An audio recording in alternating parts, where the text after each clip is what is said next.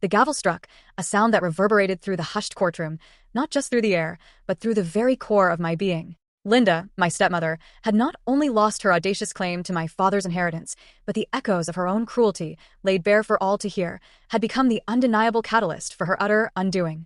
It was a victory, sharp and clean, yet forged in a crucible of anguish I had carried for years. 6 months prior, my father had passed, a quiet Tuesday morning in March, ravaged by pancreatic cancer.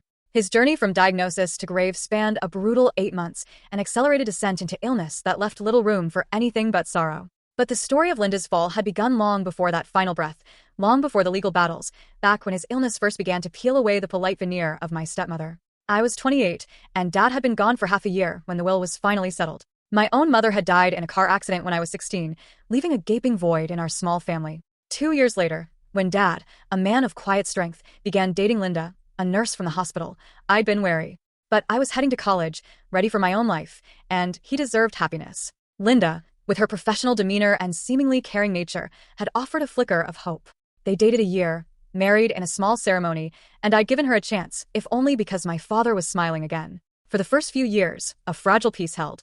Linda was always polite during my college breaks, though a genuine warmth never materialized between us.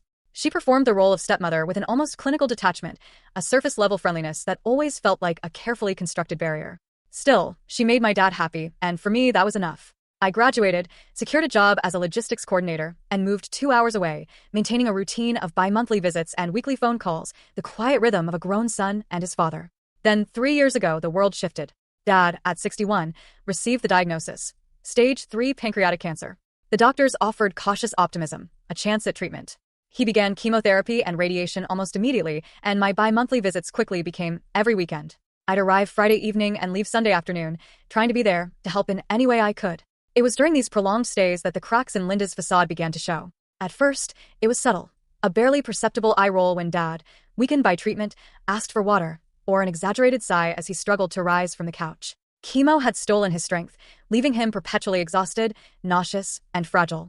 Basic human decency dictated compassion, but Linda acted as if his illness was a monumental inconvenience to her carefully curated life. I overheard her complaining to friends on the phone about having to babysit her husband, his terminal diagnosis reduced to a childcare chore that interfered with her yoga schedule. The word, babysit, ignited a slow burn of fury in me each time I heard it. Dad, ever the peacemaker, never confronted her. Perhaps the cancer had drained his will to fight, leaving him with no energy for marital discord on top of everything else. I tried once, cautiously, asking Linda if she was all right, if she needed help. Her smile bottom left a screen, click full story.